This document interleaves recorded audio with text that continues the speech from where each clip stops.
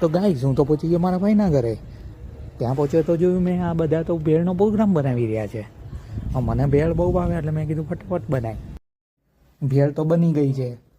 એમાં નાખ્યો ચટપટો મસાલો અને ફઈ બનાવી રહ્યા છે રોટલી. ત્યારબાદ બેસી ગઈ રિદ્ધિ ભેળ ખાવા.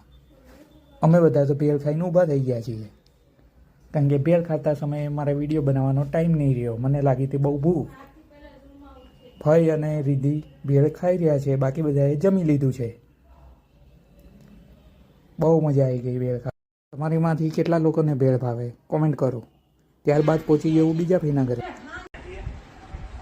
આ બધા મારી ચેનલ જોઈને ખોટા ખોટા દાંત કાઢી રહ્યા છે.